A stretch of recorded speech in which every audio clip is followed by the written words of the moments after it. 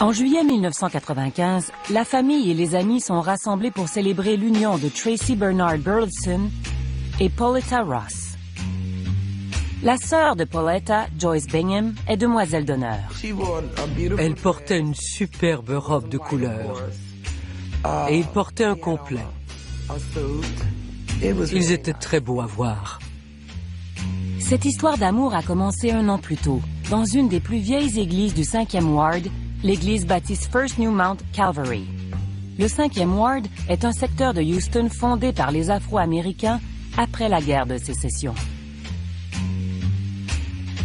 Dans le 5e Ward et dans le sud de Houston en général, les églises jouent un rôle crucial dans la vie des membres de la communauté. C'est un lieu où les gens forgent des liens solides entre eux. On peut dire que c'est le centre de la vie sociale pour la plupart des gens. Les fidèles gardent de bons souvenirs de l'atmosphère qui régnait dans l'église. Tout le monde faisait partie du groupe, même si on ne connaissait personne.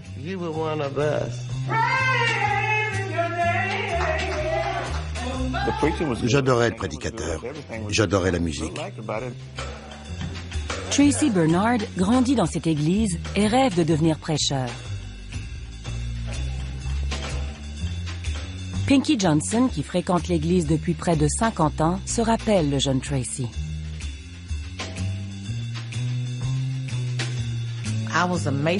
À l'époque, je travaillais avec les jeunes enfants à l'église.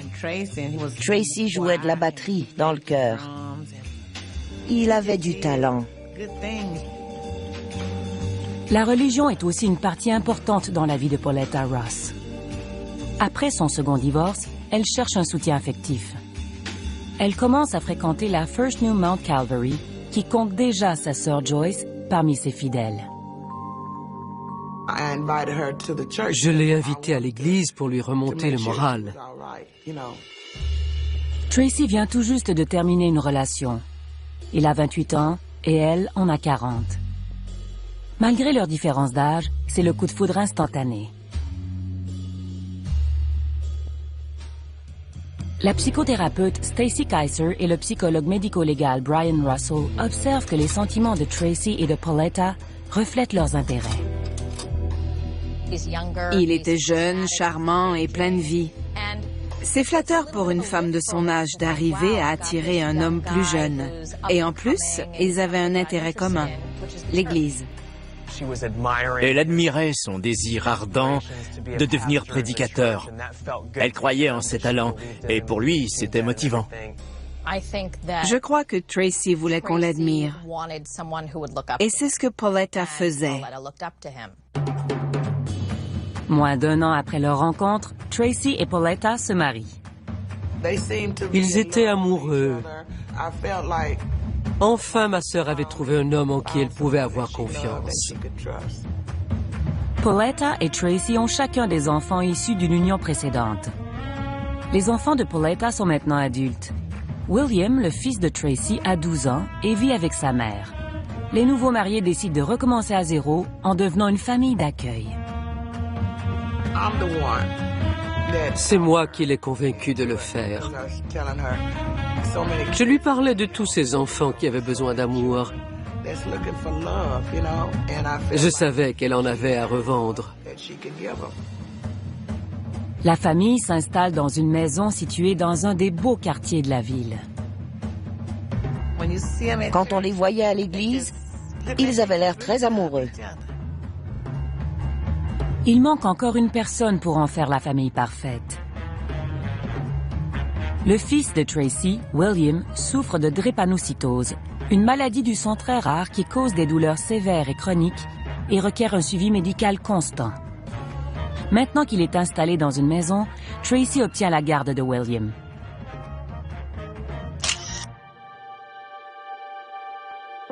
Pendant les premières années du mariage, Pauletta garde son emploi auprès des personnes âgées dans un centre de soins palliatifs.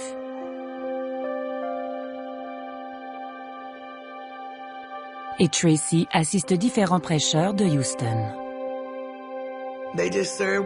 Ils étaient au service de Dieu. Toutes les bonnes actions qu'ils accomplissaient étaient dans le but de servir Dieu. Mais Tracy ne dirige toujours pas sa propre paroisse. Il changeait souvent de paroisse. Finalement, 12 ans après leur mariage, les vœux de Tracy sont exaucés. En juillet 2007, il devient prêcheur de l'église où il a rencontré Pauletta, l'église baptiste First New Mount Calvary. Ce ne sont pas ses connaissances théologiques qui lui ouvrent cette porte, mais plutôt ses connaissances intimes. Son beau-père est un des diacres de l'église. Le père de Tracy et un autre diacre l'ont fait monter en chaire un dimanche matin et l'ont nommé prédicateur. C'est à ce moment-là que les choses ont commencé à se dégrader. Les fidèles se sentent trahis. Ils nous ont menti. On devait voter pour le prochain prédicateur, mais ils l'ont choisi pour nous. Ils faisaient tout à leur façon, que ça nous plaise ou non. Les fidèles n'étaient pas contents. Comme plusieurs autres, Guthrie Noble sait que Tracy n'a pas une bonne réputation dans les autres églises. Il avait travaillé pour 5 ou 6 autres églises qui l'ont mis à la porte. Les prédicateurs le congédiaient parce qu'il essayait de prendre le contrôle de leur église. Quelques jours après sa nomination, il commence à cibler les membres qui ne font pas de dons à l'église. Il leur envoyait des lettres pour leur dire qu'ils n'étaient plus membres de son église. Tracy remanie aussi plusieurs messes à sa guise. Il voulait que tout soit fait à sa façon. Il a dit à la pianiste, « Si tu ne peux pas jouer les morceaux que je veux, et comme je les veux, tu n'as qu'à partir. » Il ne faisait aucune concession. Il était comme ça. Personne ne voulait de lui dans notre église. Absolument personne. Pauletta n'est pas très populaire non plus. Elle n'allait pas vers les gens. Pourtant, la femme du prédicateur devrait connaître tout le monde. Comme avec son mari, tout devait fonctionner à sa façon. L'atmosphère est tendue dans la petite église. Pour ajouter au malheur, l'ouragan Ike traverse Houston et endommage le bâtiment. Mais une tempête encore plus violente viendra secouer la paroisse. On n'a jamais vu la couleur de cet argent.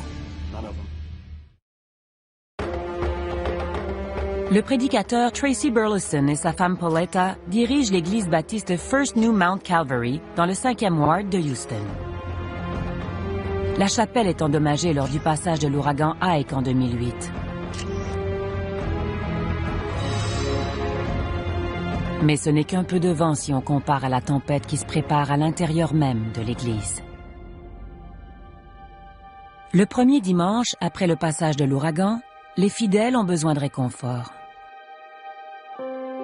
Tracy est fière de leur annoncer que leur église recevra une aide financière d'un organisme fédéral. Le prédicateur promet d'investir tout cet argent dans la rénovation du vieux bâtiment.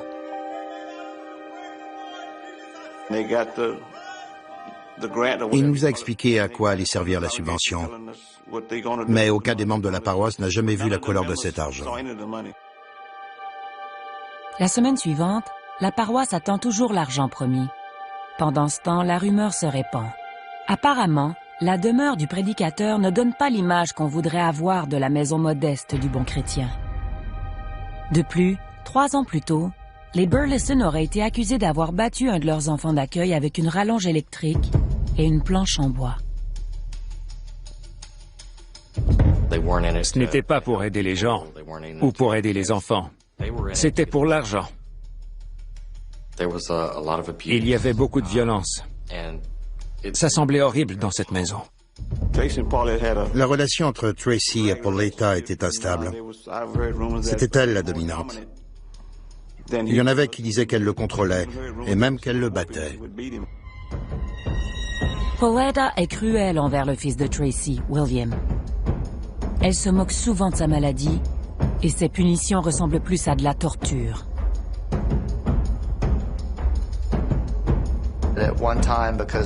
Un jour, pour le punir, elle l'a forcé à s'agenouiller sur des grains de riz, sans pantalon, dans l'entrée de la maison.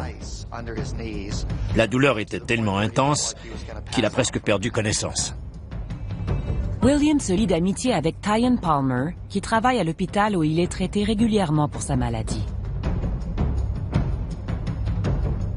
Avec le temps, elle devient un parent substitut pour lui. Elle l'accompagne même à l'église de son père. En 2009, William n'en peut plus de vivre avec Pauletta et décide d'emménager avec Tyan et sa famille.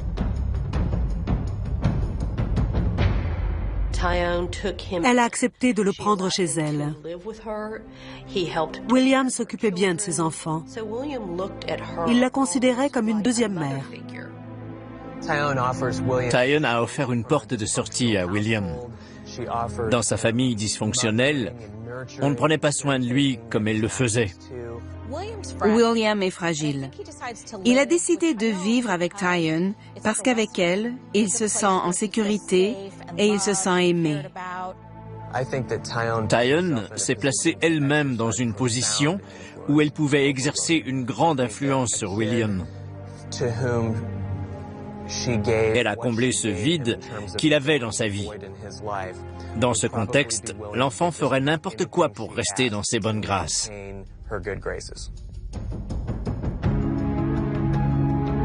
Entre-temps, les paroissiens essaient de se débarrasser de Tracy. Une des allégations circulant sur lui inquiète sa femme. Les rumeurs laissaient entendre qu'il avait des maîtresses à l'église. Pauletta est furieuse. Elle lui disait souvent de ne plus faire ceci, de faire cela. Mais lui, il trouvait toujours le moyen de n'en faire qu'à sa tête.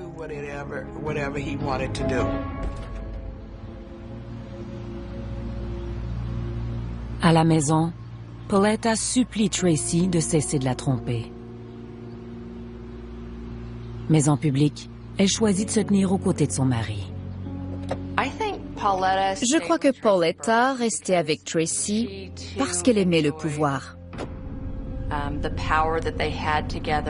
En tant que femme du prédicateur, elle était comme un pilier de la communauté. Et elle avait probablement encore un peu d'amour pour lui. Ils s'utilisaient l'un l'autre. Ils en tiraient chacun leurs propres avantages. Ils étaient en couple pour des raisons égoïstes. Et ça semblait bien marcher pour eux. Les paroissiens n'ont toujours pas pu profiter de l'argent promis. Ils commencent à se douter que le prédicateur le garde pour financer son propre mode de vie. Soudainement, les choses allaient beaucoup mieux pour le prêcheur et sa femme. Il portait de nouveaux vêtements et conduisait une nouvelle voiture. On l'a tous remarqué. Les fidèles ne peuvent pardonner cette trahison. Tout ce que les gens voulaient, c'était pouvoir en parler. Mais Tracy n'a jamais voulu les entendre. Jamais. L'apparente complicité qu'affichent Tracy et Pauletta est sur le point de s'envoler en fumée. Fatiguée de l'infidélité de son mari, Pauletta quitte Tracy. Selon la rumeur, elle l'aurait surpris avec une de ses maîtresses dans le lit conjugal. Ça ne se fait pas. On n'invite pas sa maîtresse dans la maison familiale. On n'accepte pas de coucher avec un homme marié dans le lit conjugal. Cette fois-ci, Pauletta fait ses valises pour de bon. Elle en avait assez de ses infidélités. Il voyait 2 ou 3 femmes différentes. D'après moi, elle l'a quitté pour lui faire comprendre qu'il ne pouvait pas se permettre de voir d'autres femmes, parce que c'était mauvais pour son image à elle.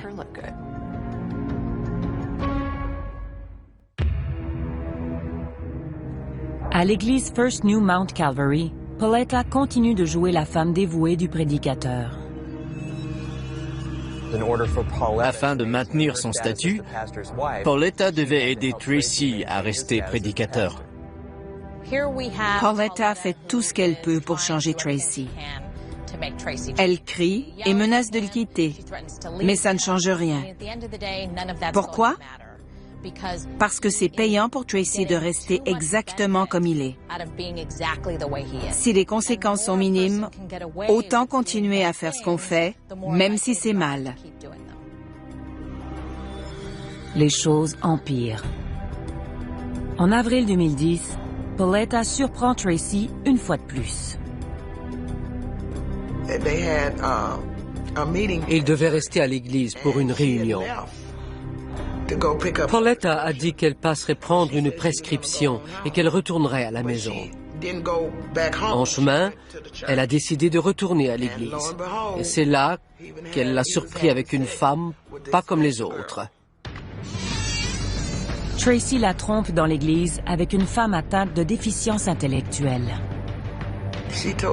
Elle les a engueulés. Et elle a mis le bureau à l'envers. Pauletta appelle les diacres pour dénoncer son mari. C'est ce que les paroissiens attendaient pour se débarrasser de Tracy. La nouvelle se répand comme une traînée de poudre. Quand le diacre m'a annoncé la nouvelle, j'étais sous le choc, comme tout le monde. Avoir des relations sexuelles avec une personne déficiente est un acte immoral, significatif d'une certaine soif de pouvoir et de contrôle. En le faisant dans l'Église même, il démontre un manque de respect flagrant pour l'institution qu'il représente. La pression se fait sentir. Tracy devra partir, ou au moins avouer ce qu'il a fait. Quand le prédicateur s'adresse aux fidèles pour la première fois après le scandale, l'Assemblée ne reçoit pas les excuses qu'elle attendait. Au contraire, ils apprennent ce jour-là que Pauletta est de retour dans la maison familiale avec Tracy. À partir de ce moment-là, je n'avais plus de respect pour lui. Un groupe de paroissiens et de diacres intente une poursuite en responsabilité pour obtenir le congédiement de Tracy. Pauletta Burleson l'a surpris dans l'église, le pantalon au genou. Tracy est acculée au pied du mur. Quelques jours plus tard, les paroissiens sont réveillés par une nouvelle terrible.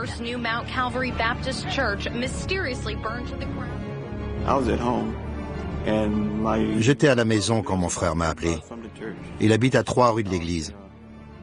Il m'a dit qu'elle était en train de brûler. L'église en feu? J'avais du mal à le croire. Les fidèles sont foudroyés.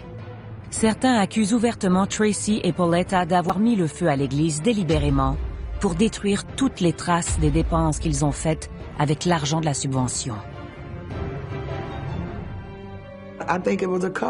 C'était un complot pour cacher tout ce qui se passait dans cette église et ce que le public ne devait pas savoir. Je suis encore fâché qu'ils aient fait une chose pareille. Je ne peux pas décrire comment je me suis sentie. L'Église faisait partie de nos vies depuis si longtemps. Pourquoi détruire la maison de Dieu? Il aurait dû partir quand il a vu que personne ne voulait de lui. Quelques jours plus tard, un coup de pistolet viendra bouleverser la paroisse. Il a enlevé une vie et il a détruit notre église. Il fallait l'arrêter. Sur les clés, ils ont trouvé du sang frais. Un incendie suspect détruit l'église First New Mount Calvary. L'enquête déterminera s'il s'agit d'un incendie criminel. Les paroissiens soupçonnent le prédicateur Tracy Burleson et sa femme d'avoir mis le feu pour détruire les preuves d'un vol. Mais quelques jours après l'incendie, une tragédie encore plus grande vient bouleverser la paroisse.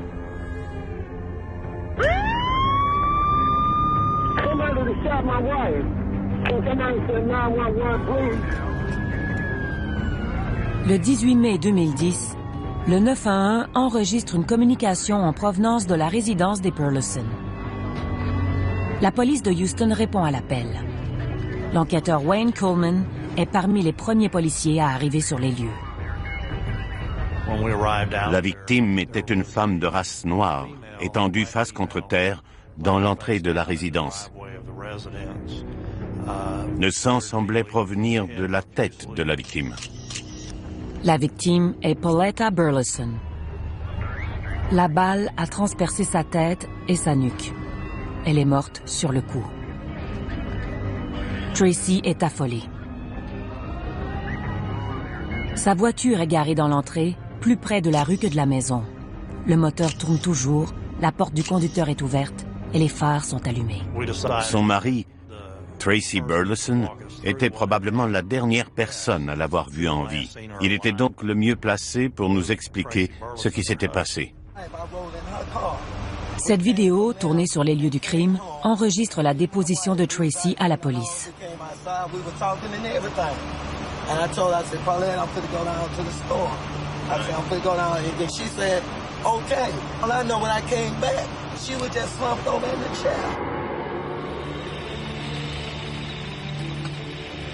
Tracy affirme qu'elle respirait encore quand il est arrivé. C'est seulement après avoir appelé le 911 qu'il a constaté qu'elle était morte. I came right out there and called 911 because I told you I'm trying to holler for somebody to help me. I'm supposed to be a man of God. You know, I don't know, that's hate, man. That's hate.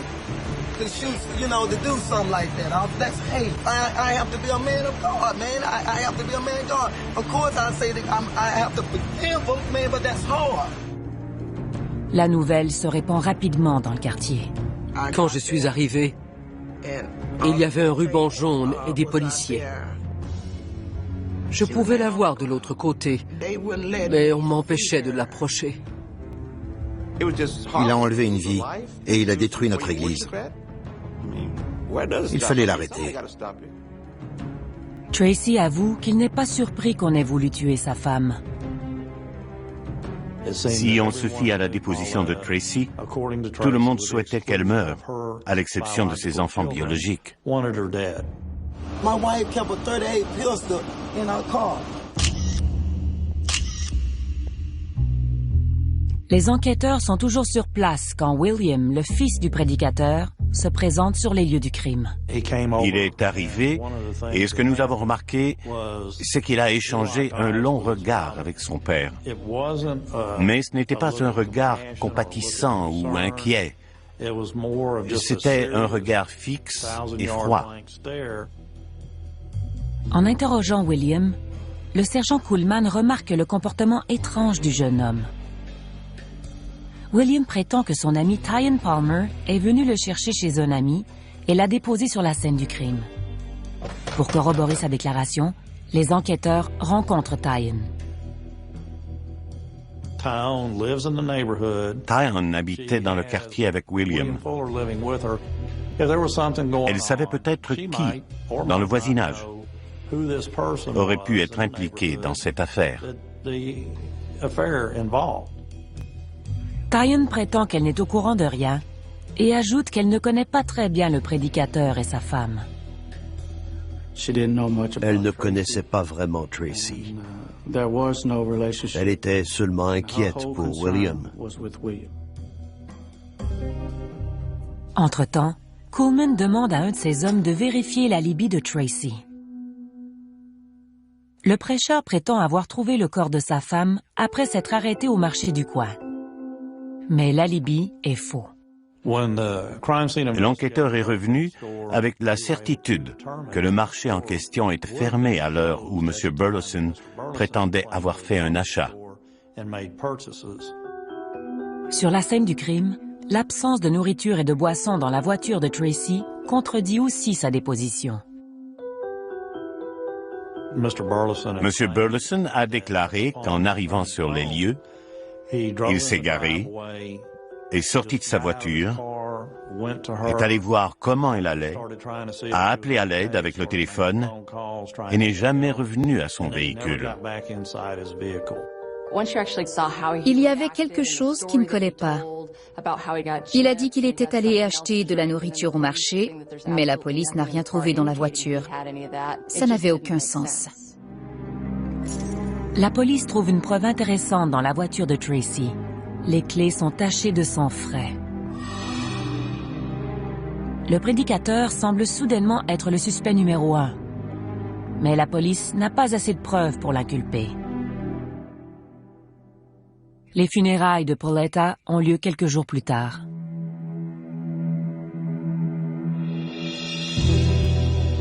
Hunter et Coleman s'y rendent en observateur. On espérait récolter des informations en rencontrant des gens que Tracy nous avait nommés ou en interrogeant de nouvelles personnes. Les enquêteurs sont persuadés que Tracy a quelque chose à voir dans la mort de sa femme. Ils sont étonnés de le voir prêcher ce jour-là. Il chantait et prêchait la parole de Dieu. Il disait qu'on devait passer à autre chose et que c'est ce que Pauletta aurait voulu. J'étais furieux. J'étais offusqué. À la fin du service, les gens sont invités à venir dire quelques mots à la mémoire de Pauletta. Le sergent Coleman se lève et promet d'attraper le coupable. Il n'hésite pas à laisser planer ses soupçons. Il s'est retourné vers Tracy au moment où il a dit qu'il trouverait le coupable.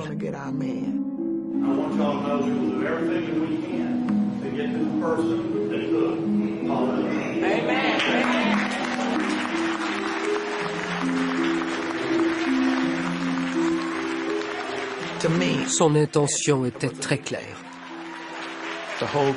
Toute la salle s'est levée pour l'applaudir.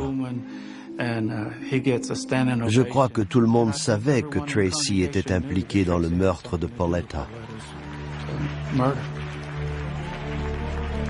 La police ne tarde pas à découvrir que les apparences sont trompeuses dans toute cette affaire et que leurs soupçons pèsent sur la mauvaise personne. Elle nous a eus tous les deux.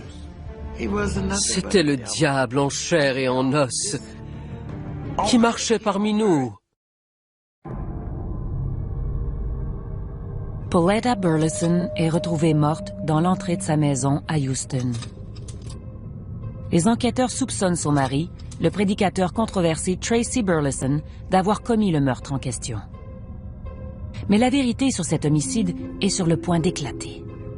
Après la diffusion de la reconstitution du crime, ils reçoivent un appel au sujet d'un autre membre de la famille. L'informateur prétend que Tracy aurait engagé son fils pour tuer Pauletta. L'informateur a dit à la police que William allait recevoir une partie de l'argent provenant de l'assurance vie de Pauletta. L'interaction entre William et son père le soir du meurtre semble soudainement plus significative pour le sergent Coleman. Je commençais à mieux comprendre son attitude et le regard impassible qu'il avait échangé avec son père ce soir-là. Au bout d'une semaine, l'enquête aboutit enfin. Les enquêteurs identifient un ami à qui William aurait confessé son crime. Ils demandent à l'ami en question de rediscuter du sujet avec William lors d'un appel enregistré. William confesse à nouveau ses actes. Il s'est vidé le cœur. Selon William, Tracy n'est jamais allé au marché.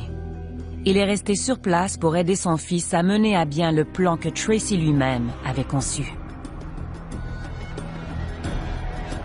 Pendant que Tracy allait se disputer avec Pauletta,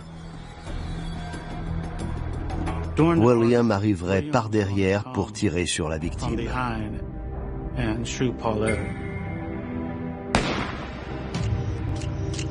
La version des faits de William correspond aux preuves trouvées sur la scène du crime. Ça venait confirmer la balle entrée à l'arrière de la tête et la raison pour laquelle la victime était assise dans son entrée. Les morceaux du puzzle s'agençaient peu à peu. La version de William explique aussi la présence de sang sur les clés du prédicateur.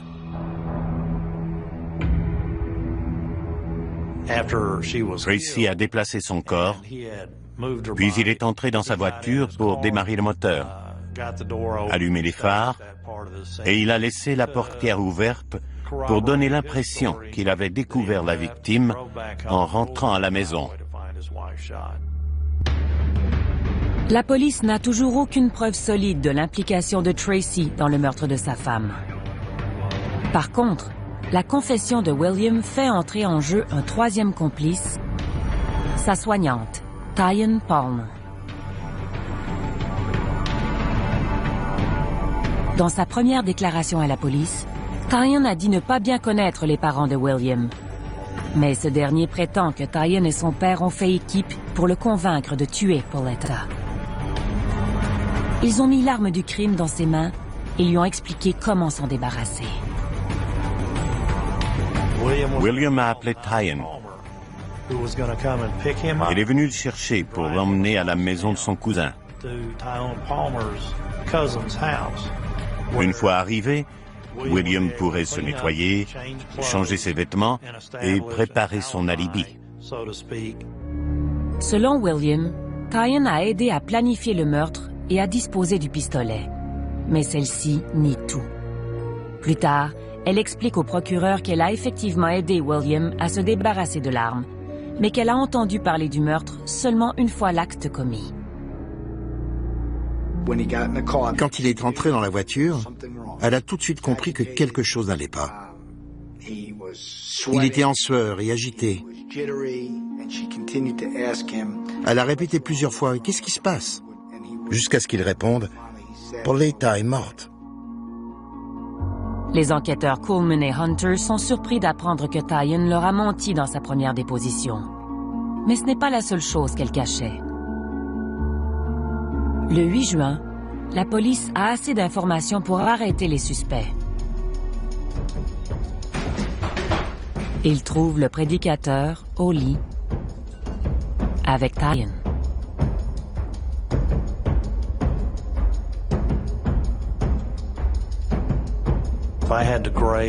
Je dirais sans hésiter que Tyann est parmi les meilleures menteuses que j'ai jamais rencontrées. C'est devenu une blague entre nous. Coleman me dit qu'elle m'a bien eu et je lui réponds qu'elle nous a eus tous les deux. William a encore des révélations à faire. On a appris que William avait aussi couché avec Tyann. William Fuller prétend que son père et sa soignante l'ont convaincu de tuer sa belle-mère. Mais pourquoi Tyann Palmer voudrait tuer Pauletta Burleson? Dans sa déclaration à la police, elle a dit ne pas bien connaître les parents de William. Après avoir vu l'arrestation de Tyann à la télévision, une de ses collègues de l'hôpital a fourni à la police des informations surprenantes. Elle dit avoir déjà vu une photo des 3 accusés dans le casier de Tyann. Tyann lui avait donné des détails sur sa relation avec Tracy, ajoutant qu'ils étaient fiancés et que le mariage était déjà prévu. Tracy fréquente secrètement Tyann depuis le jour où William l'a emmenée pour la première fois à l'église. Sur la photo, Tyann et Tracy représentaient les parents. Hors contexte, on regarde cette photo et on se dit qu'ils forment une très belle famille. Ça avait l'air d'une famille heureuse, mais ils vivaient en enfer. C'était surréaliste de les voir sourire sur cette photo. C'était probablement surréaliste aussi pour Pauletta, la femme du prêcheur qui devait constamment rappeler à l'ordre son mari volage. Parmi les maîtresses de Tracy se trouvait Tyann Palmer. Anthony Osso, L'avocat de Tyan prétend que Tracy a manipulé sa cliente en lui affirmant que son mariage avec Pauletta était sur le point de se terminer. Cet homme lui dit qu'il l'aime, qu'il veut se marier, que son mariage bat de l'aile, que ses papiers de divorce seront signés dans peu de temps et que sa femme n'habite déjà plus à la maison. Ce n'est pas une situation inhabituelle. Elle n'avait aucune raison de douter de lui.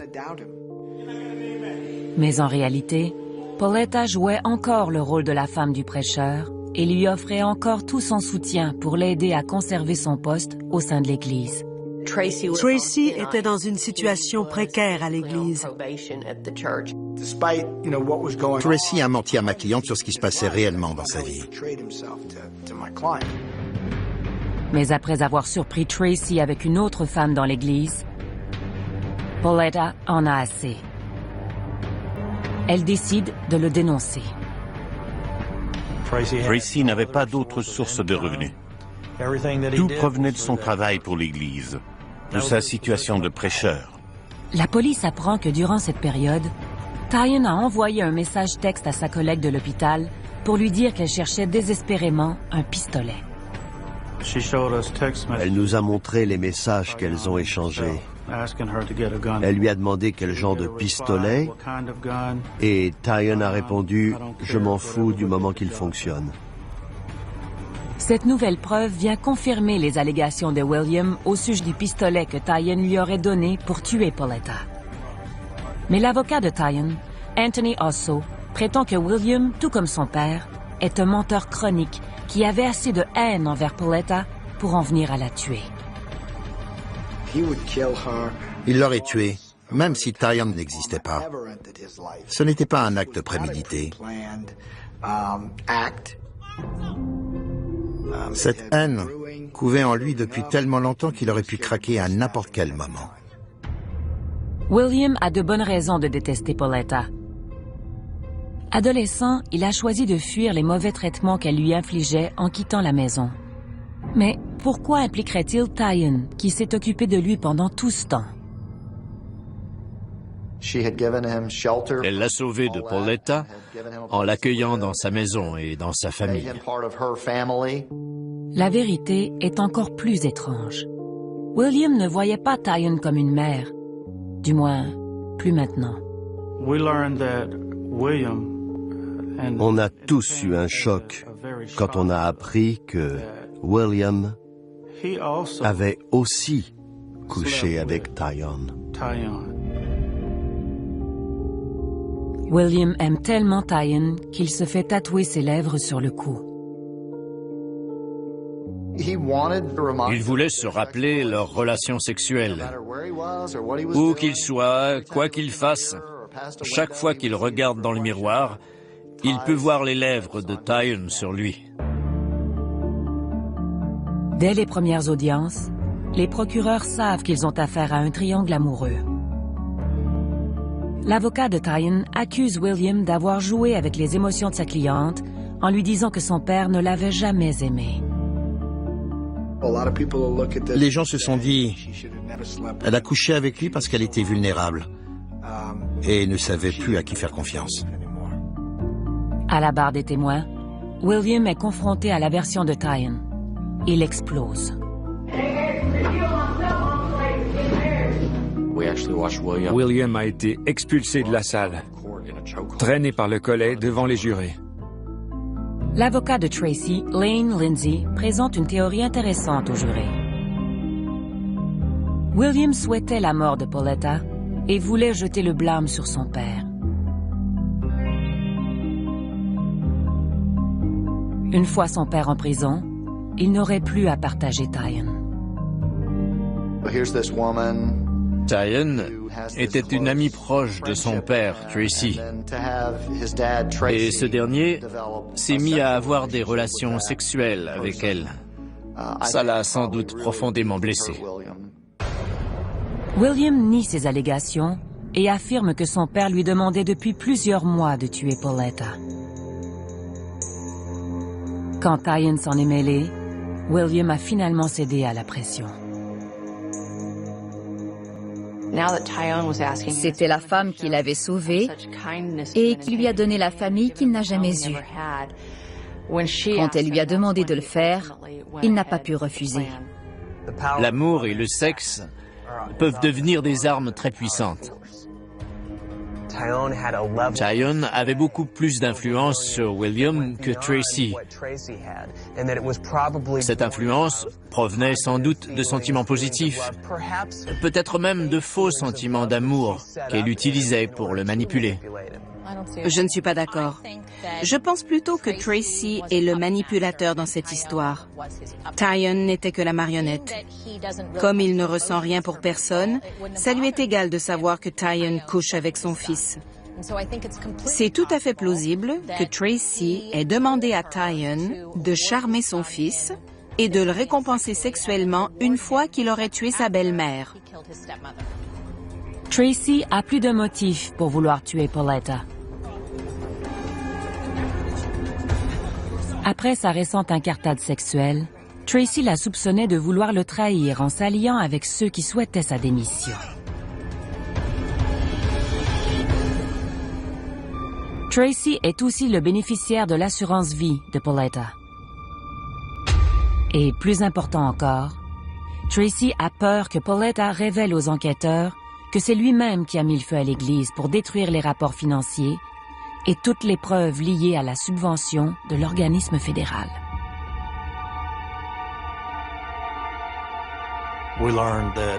Tracy avait avoué à son fils William que lui et Pauletta avaient mis le feu à la chapelle. Lors de l'incendie, tous les dossiers ont été détruits. Il ne restait plus rien. Le bâtiment était une perte totale. À la fin du procès, les 3 accusés sont trouvés coupables. Tyon Palmer est condamné à 10 ans de prison pour falsification de preuves et 7 ans pour meurtre. William Fowler est condamné à 20 ans de prison pour meurtre. Tracy Burleson est déclaré coupable de meurtre qualifié et condamné à la prison à vie sans possibilité de libération conditionnelle. Il méritait plus que la prison à vie pour ce qu'il a fait à sa femme. Je lui aurais donné la peine de mort. Il devait disparaître et nous laisser en paix.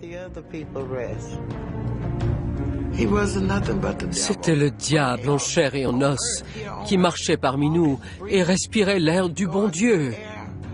C'était le diable. Je n'arrive pas à comprendre pourquoi il a entraîné son fils dans cette histoire. Pourquoi lui? L'église baptiste First New Mount Calvary est toujours en ruine. Les enquêteurs sur les incendies n'ont jamais pu déterminer la cause du feu. Mais les paroissiens gardent espoir qu'un jour, ils pourront rebâtir la chapelle comme elle était avant l'arrivée du prédicateur, Tracy Burleson. Cette église faisait partie de leur histoire et de leur vie quotidienne. Ils ont tout perdu à cause des actions d'un seul individu. J'espère qu'ils arriveront à mettre tout ça derrière eux.